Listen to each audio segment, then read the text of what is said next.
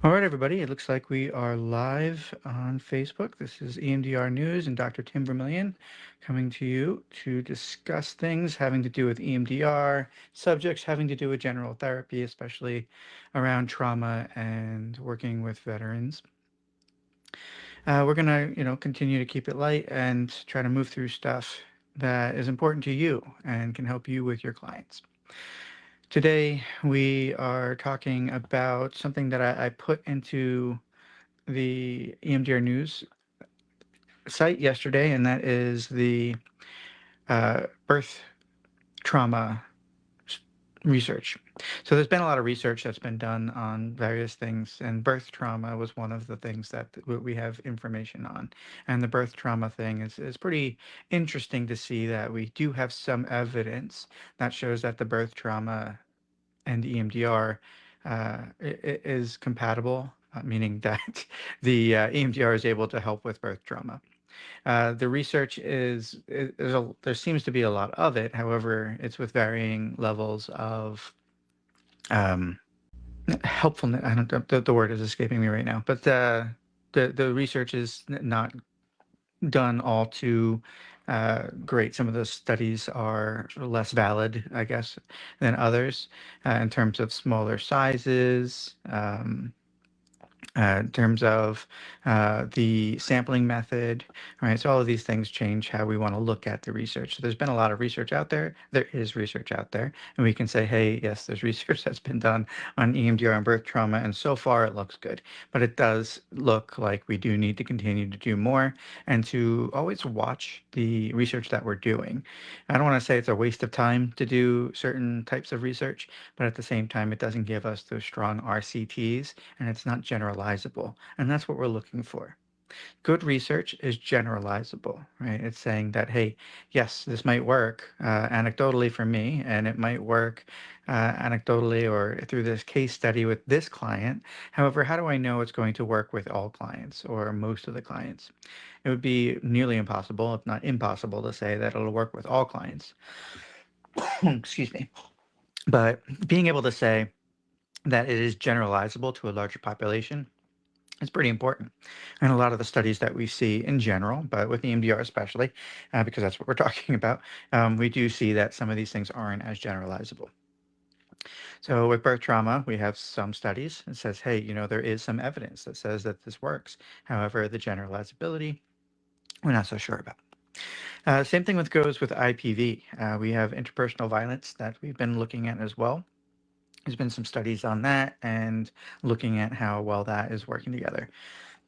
I wasn't able to get too deep into the specific study that I was trying to find. I was just looking at abstracts. So this is a limited, but the abstracts tend to point towards the IPV also being helped by using EMDR. So we have interpersonal violence, IPV, we have birth trauma, and one other population that I brought up recently. Um, I'm not sure if the IPV made it into the newspaper just because we're dealing with abstracts and I prefer to deal with full papers. So I'll have to check on that just to make a note of it. Because it would be even good just to have that information saying, hey, this is the study that says IPV was helpful or EMDR was helpful for IPV. So the other piece, again, is what we have been looking at is borderline personality disorder. And this was a feasibility study. It wasn't actually a study that was done to say, this definitely works, it's generalizable, et cetera. It's just a feasibility study to see if this is something that we could look at, that we could explore, that we could do together, right? So with that in mind, it does look like more often than not that the having it was borderline and DBT, right? So the DBT was done, the skills-based stuff, and then once that was done, we had two different groups. One group went through EMDR, and the other group just continued skills. And we wanted to see what would happen. What would if that would be a benefit to those people that are going through that program. And it does turn out that yes, there is some benefit to doing EMDR.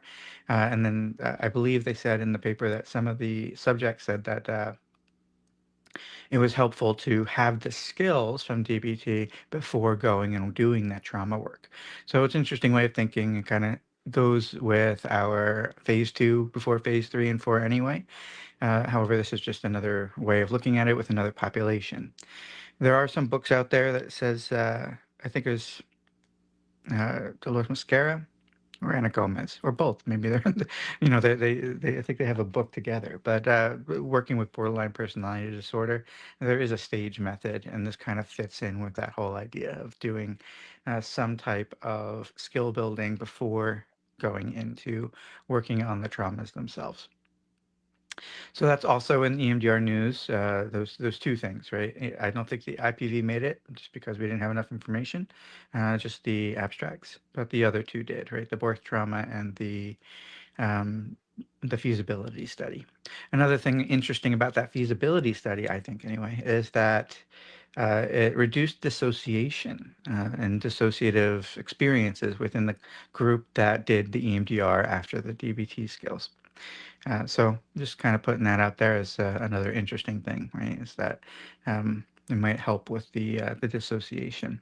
And as we know, dissociation can be seen as a coping skill, perhaps maladaptive, but a coping skill nonetheless. So what this could mean is that having gone through the skills, having done EMDR, they're less likely to need that coping skill when certain things trigger them into being distressed or disturbed. So those are the three things that I wanted to bring up today in terms of the research. So we got a couple other topics. I'm going to go through the research, the practice, and et cetera. The things basically that I do post on the through EMDRNews that we do there. So some of the practice stuff that we've been looking at lately has been cognitive interweaves. We also did blocking beliefs. So these are interesting and very popular subjects to discuss. When to do an interweave, what are interweaves? Um, we always want to use that acronym, and the source of the acronym is not fully known, although I've heard different things. So I know it's not me when I say wait, WAIT, or why am I talking? Not from me. However, it is important to keep that acronym in the back of your mind. Why am I talking? EMDR, the basis of EMDR is that we're not getting in the way. We respect and expect the brain to have its own processing power to work through and work on the material that's there. So in the process of doing EMDR, what we see, if you want to talk about like kind of the stages of working on a memory, especially like a really tough memory, is at first they're stuck in the memory and doing the work. You can almost see the desensitization start to happen, right? So the bilateral stimulation, uh, in theory, works to help the brain's natural information processing to start to bring down the disturbance, right? The working memory theory that's out there shows and discusses a lot about how that works. So once that happens, once the desensitization happens, people aren't necessarily stuck in their memory, right? Because people tend to be stuck in their memory, and that's why we say adaptive or PTSD is a problem of avoidance, right? Is that they avoid the memory and they get stuck in it when it comes up, and so they do whatever they can to shut it back down, to shove it back into the recesses of their mind. So with doing EMDR, what we're doing is kind of dismantling that break, that stuck, that wall, and allowing that stuff to have a conversation with other experiences, other knowledge, and other thoughts that the person has. So when we do a cognitive interweave, what we're doing is they're stuck somewhere in that process, and we're just trying to get them unstuck, literally, right? So first we desensitize, and then once that desensitization happens, you're going to see them bounce around a lot more to different experiences. Some of them are not great, some of them are more adaptive, but that's the idea: is their mind starts to expand and starts to understand the trauma in a different context, in a different way. So when we think about adaptive resolution, through that process of jumping around and making those connections to more adaptive thoughts and other situations and other ways of thinking, the adaptive resolution is their thoughts about themselves, other people in the world that comes from that process. And we generally try to stay out of the way as much as possible. However, we have people that get stuck. They're doing that processing and they might loop. Looping is looping is tricky because looping looks like it's working because they say, for example, I'm not a bad person, right? Just kind of simple. And then they start to go through things and it seems like, yeah, they're really getting this. This is an adaptive thing.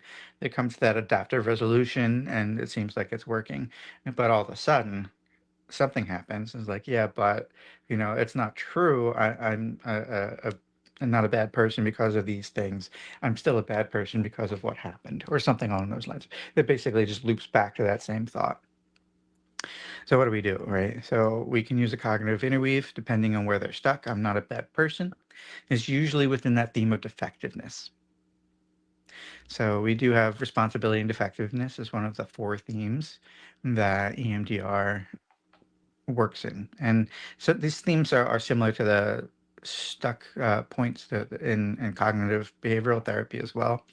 But in EMDR, we have our responsibility and effectiveness, our power and control, our safety and vulnerability, and one of the newer ones is that connection and belonging piece.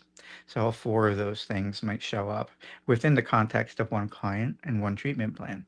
People might jump around to these different themes, but they could also get stuck in any of these themes at any time. So I'm not good. I'm not a good person. I'm not good enough. Isn't that the effectiveness theme? And so they might get stuck in there. And we need to figure out a good cognitive interweave. And sometimes understanding that theme helps us form a good cognitive interweave. So instead of jumping and saying you're safe or alluding to being safe, like sitting there and saying, how do you know that you're safe now? Something like that to bring in current safety, which would not have anything to do with them feeling I'm not good enough or I'm a bad person, right? We would say something that would allow them to make that connection to being a better person or something along those lines.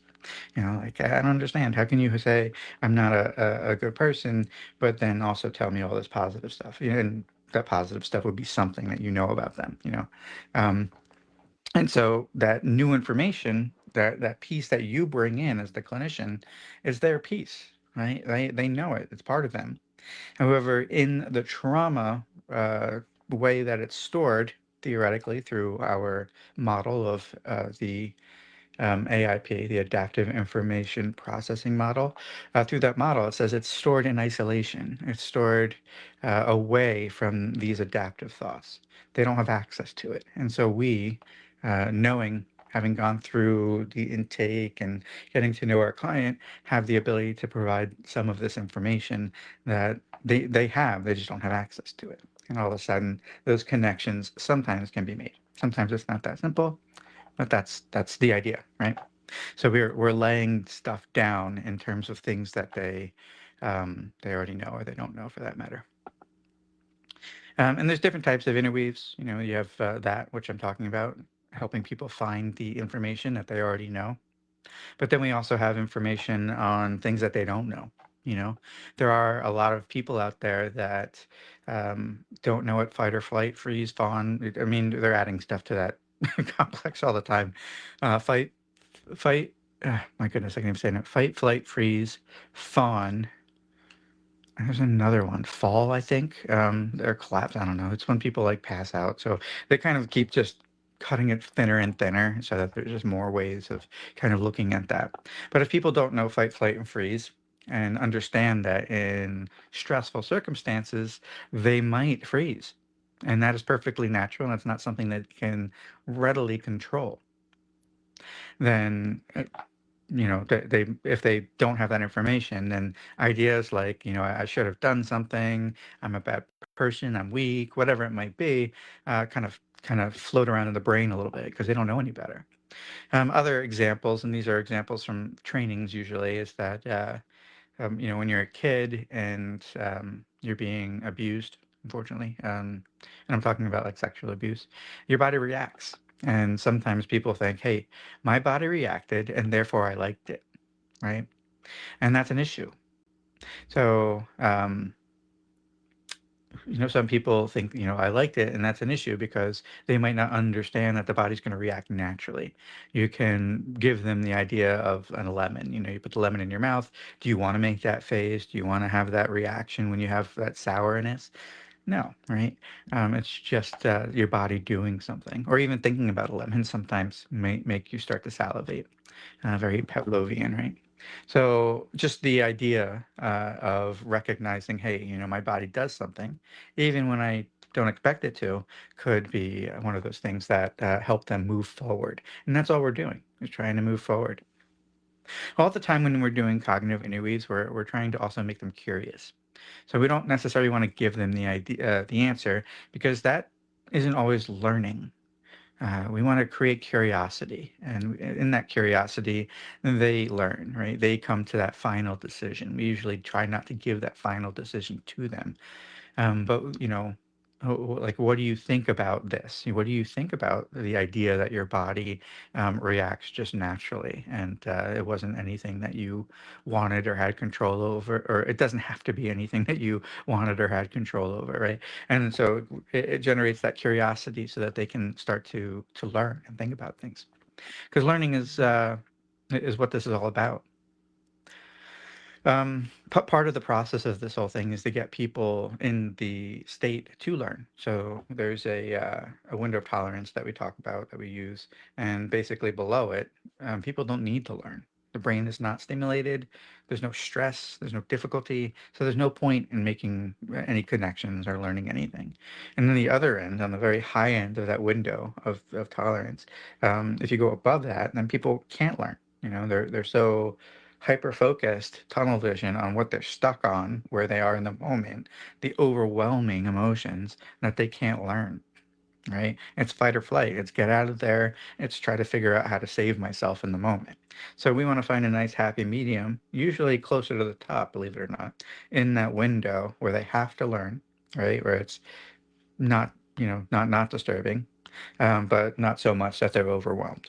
And the more stressed you are, the more likely the brain is to grasp a message. So we want to keep it closer to the top, but not so close that you're about to be overwhelmed. And this is with complex clients, we have to be really careful, because that window of tolerance that I'm talking about can be really thin, you know? So one of the things that we could do, if the window of tolerance is thin, is do some pendulating, going back and forth and trying to increase that window of tolerance so that people have more access to the memory and the ability to be within that memory without going overboard, or numbing out, and coming to being hypo-accessing, right? To numb it out completely. Um, Cognitive interweaves are generally what we want to do last. We have all these other things that we want to do before we do cognitive interweaves. We can do mechanical strategies, switch your bilateral stimulation, however you're doing it. If you're tapping your shoulders, even moving to tapping your legs might be helpful. Because one of the ways to look at it is what we're doing when we change our BLS is we're saying, hey, you know what, maybe the reason this person is stuck or not moving or whatever it might be is because we are not doing our bilateral stimulation in a way that they notice it anymore. They've become used to it. Right? So if we're talking about taxing working memory, it's no longer taxing the working memory. It's no longer distracting them enough. So if we just move the bilateral stimulation in a different way, you have a novel stimulus, and that novel stimulus can make them have a different experience, and that different experience can help them again move forward. So we might just be safe doing a mechanical strategy, just changing the mechanics. Another way of looking at it is or TICES, right? So people get stuck on something, right? I'm a bad person. That's a thought. So if they get stuck on that thought, we could try our BLS. Maybe it doesn't work. Maybe they're still looping back to it's, I'm a bad person. And so we might say, when you say or think that I'm a bad person, what emotion comes up for you? Right. And then we're switching the perspective of that person from the thoughts to what these thoughts bring up within them. And that could move them. Or if it's a thought again, what physical sensation do you notice, right? And maybe they'll notice tingling, or maybe they'll notice some heat, or maybe they'll notice something in their throat. Whatever it is, it doesn't really matter. Once it comes up, you say, go with that. Yeah, just notice that, and you start doing your bilateral stimulation again. So we have mechanical strategies, we have the TICES strategies, and TICES is just an acronym that we use to represent the components of memory, right? The thoughts, physical sensations, emotions, etc. So we have those abilities as well. And then I call it the trap door.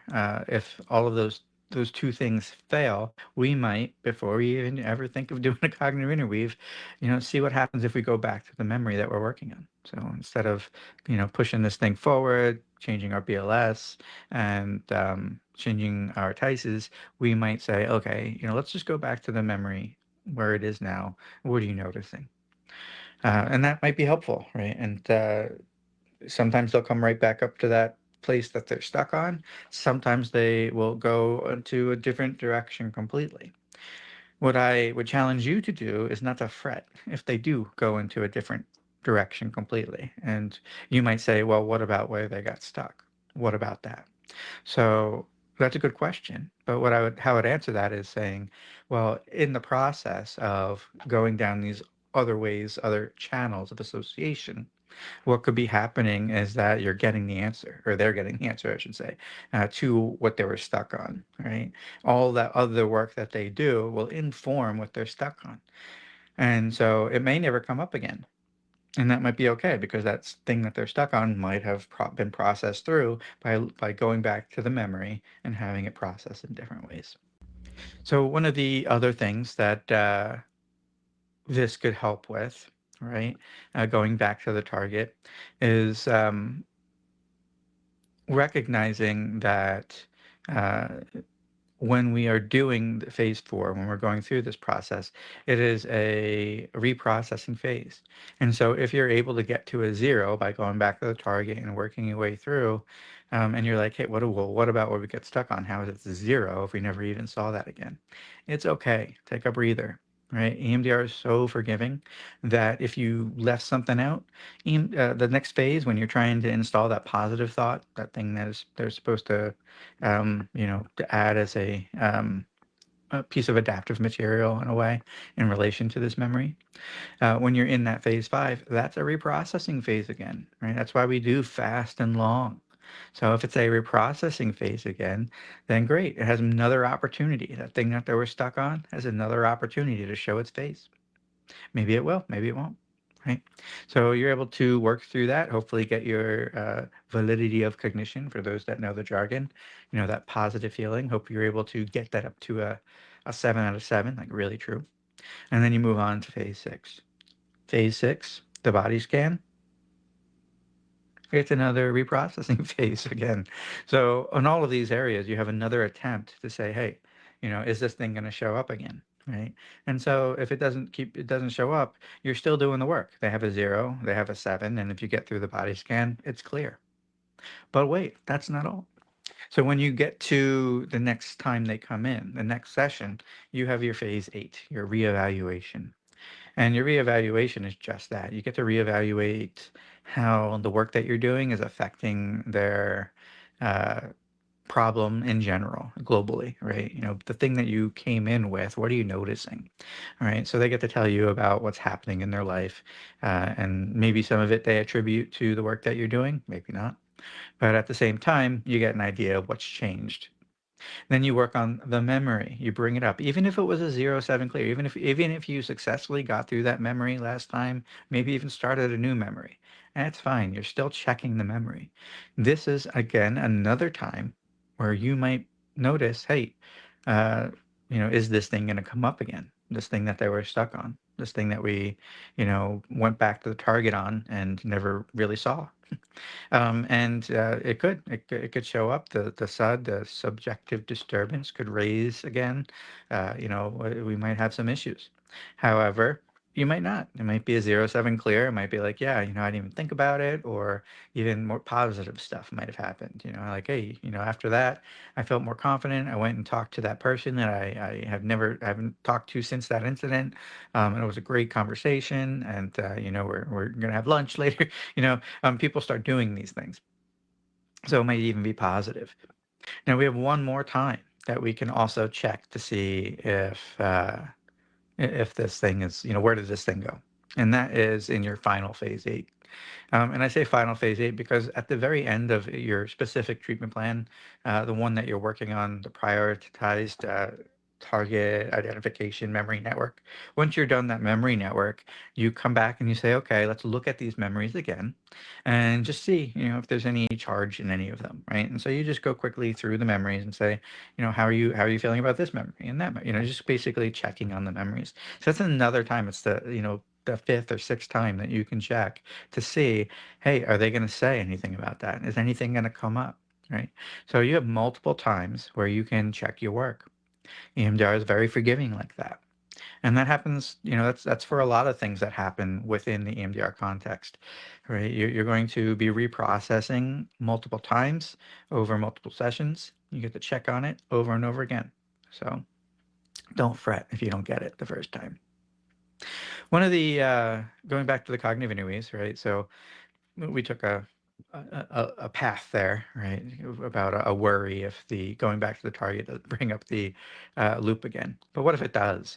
What if you're go back to the target, go back to the memory, and they're on a chain of associations that leads right back to the loop, right? Now, this is when we would say, okay, this is the opportune time to use a cognitive interweave, right? Because now we're intervening, we're shoving ourselves in somehow, and we're doing it lightly, right? We want to say as little as possible, step back and just see what happens, right? However, we are still intervening. Whenever we intervene, I call it throwing anchors because the person has to listen, has to understand what we say, and then has to make sense of it on their own. And in that process, they're not moving anywhere but where they are. They're not continuing the process. They had to get slowed down in order to be where you are, the clinician, and trying to figure out what you want of them from them in those moments. So we are slowing the processing down. But again, don't fret because if they're stuck anyway. So if you're slowing the processing down by throwing a cognitive interweave, so be it. It's already slowed down. They're not going where we need them to go, and it's not doing much harm. And remember, the cognitive interweave is not a cognitive. It's not like cognitive behavioral therapy where you're telling them something. Basically, you're giving them the path to get there themselves. That's the idea.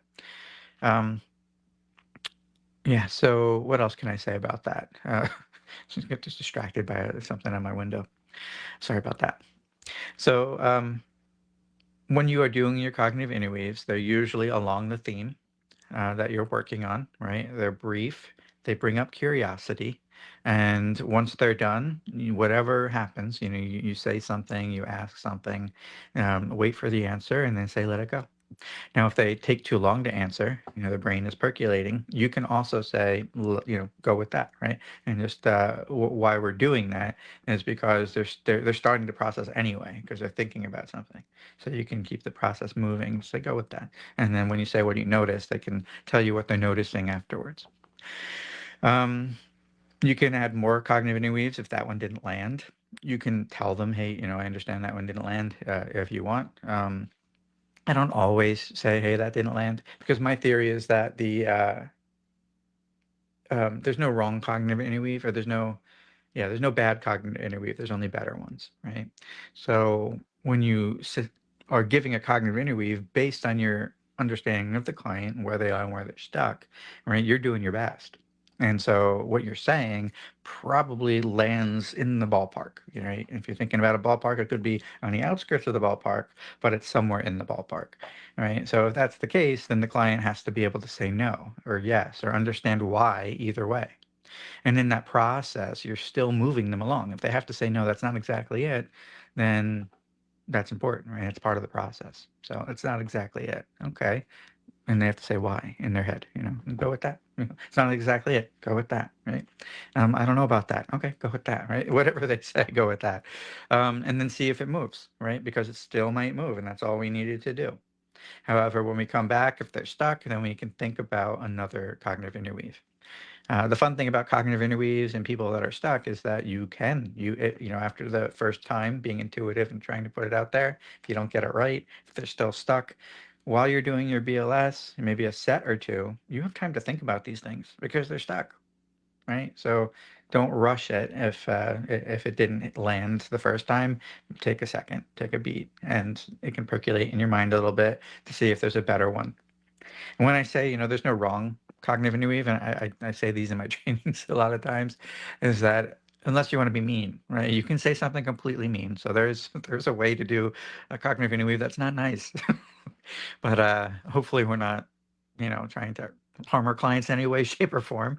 So I just wanted to put it out there. Like, yes, there's no bad cognitive interweaves unless you want them to be, right? Um, so yeah, and I've seen people stutter on their cognitive interweaves, take a second getting it out. It's perfectly fine. 9 times out of 10, the client doesn't even notice what's happening because they're too busy being in their own head, which is what we want, right? We want them to be in their own head a little bit. So when you're stuttering and trying to figure out what to say, I'm like, it's okay, right? Just do it. That's the important part is do it, put it out there. Um, so that's how we're supposed to do cognitive interviews. Now, the clinical decision points, right? So there are times when you might say, okay, I don't have, well, especially near the end of the session, use a cognitive interweave to move them if they're stuck in something that's nasty and is going to leave them in a bad place for the next week and the next couple of days, right? Use a cognitive interweave to move them before the close, right? We can do that. That's appropriate. That's a good clinical decision at the time. Um, if there's some other necessary, and this is again, why am I talking, right? You have to understand fully why you're going to make this choice to throw out that cognitive interweave if it's not after you've done a mechanical strategy or something like that. What I'm afraid of, or what I don't want to do myself, is to just start using them all the time because now we're in talk therapy, right? And now we're intervening too much and it becomes more of us giving them ways to think versus them coming to that conclusion based on the stuff that they already know about themselves, other people in the world, themselves. I love them. I love cognitive interweaves. I like when they work. They don't always work. So one of the things that people want is lists upon lists of cognitive interweaves. And you know what? Maybe I'll even give you a couple of lists of cognitive interweaves. Cognitive interweaves. The great thing about um, list is that the cognitive interweaves that you would read is that they give you the language that you might not already have. So you can read how to say that. So instead of stuttering and doing the ums and trying to figure out how to formulate one, you can read them and you can get the understanding of how that language works in the moment. However, that's the best that we can really do, right? We might end up memorizing 3 cognitive interweaves and we might use them a lot. However, if cognitive interweaves to be the best, they're about what's happening in the moment, you know? So we'll hear a lot of people be like, well, what would you say to a friend? Or what would you say to your child, right? These are the easy ones to remember. However, in the moment, if it's something specific to what's actually happening with them in the moment that, you know, they're stuck on, a cognitive interweave is intuitive on your end, trying to understand your client a little bit, and it's rapid, it's right there, right? So thinking about those things that you memorized might not be helpful, it might even get in the way of you being intuitive with that client at any given time. Um, yeah, so you can read the lists, and again, it's good to understand how to say it, feel a little more confident in formulating them when you come out with them. However, they're intuitive, so you're not going to look at the list when you're actually stuck. You're not going to be like, hold on a second, let me pull out my journal of cognitive interweaves that I work on every day. Right? No, we're not going to do that. So that's our practice portion for today, talking about and getting into cognitive interweaves. Again, we talked about the research piece, and just a reminder in terms of the field signals out there, what's happening. Um, When I put them up, I think there's one on equine therapy up there right now. Um, but what I'm trying to do is just kind of like say, this is what's happening in the EMDR world, the EMDR community. Some of it, like the conferences, you might want to join in on. Uh, a lot of it might not be pertaining to you, but just be interesting. Like, there are some grants going on in different areas based on what's happening, doing like rural, I can't even say it, rural work. Um, or police departments getting trained and stuff like that. So that's what we're looking at with the field signals piece, is just to kind of keep you informed of what's going on in the world. And even though this is EMDR news, I am going to be adding some stuff here and there on stuff that's not just EMDR. Um, because I think it might be helpful to have a place to go and say, this isn't just a research thing, right? This isn't just like a journal or something that I can read. But, here's a place that will bring that information to me, give me a quick synopsis, some thoughts on it. Like, hey, this is really good. Like um, birth trauma and EMDR study, right? This is really good. There's some evidence out there, but I'll also let you know, hey, that evidence, not all of it's, great generalizable research. So, how far we can push it to saying, hey, this works for birth trauma is still limited, but we can say, hey, there's evidence that this has worked for birth trauma, right? We can say that confidently. There's some stuff on depression and anxiety that I'm working on getting up probably today, and that goes along the same way. There's 40 studies that they looked at, and there's evidence that says, hey, yes, it does work with depression and anxiety. But the same thing, right? How good are the research studies? Because we want to make sure that they're generalizable, that it's not just about who they studied or the people they the type of people they studied or the location, stuff like that. So we want to make sure it's generalizable to a larger population. So when you're working with your client, that the research would make sense to working with your client with their specific issues versus it, not actually pertaining to them almost. I also do some veteran stuff. I have a couple veteran things that I put out there yesterday or the day before as well. Um, So just pay attention to whatever you're interested in, but just know what comes up. And I am every Wednesday, Thursday, I do put out a newsletter. So if you haven't signed up for the newsletter, that could be helpful, and that'll bring up some of the podcasts and the other things that the stories that we're working on. So participate, ask questions, let me know what you want to know about, what you want me to talk about here. Um, I'm still learning how to use the software over here. So as we do that, hopefully we'll be able to get some more comments in here um, and get some, back and forth going. All right. Because we want it to be interactive. So 9:30 to 10:30 is generally when I'm doing these lives. Every once in a while I won't be here. Various reasons, even during the conference in California, because of the time difference, I should still be able to do the this work here, right? This thing. So I'll be bringing you, bringing you stuff live from California when I do that in during the EMDRIA conference. The ISTSS, the time is a little bit different, so I'm not quite sure if I'll be able to do it because it's only an hour versus 3. I'm on the East Coast, but we'll see. We'll do what we can. All right, so this is EMDR News, and I'm Tim Vermillion. As always, please follow EMDR News on Facebook so that we can start having these live stream go from there. And yeah, I'm glad to have had this conversation with you, and I look forward to having another one tomorrow. Thank you.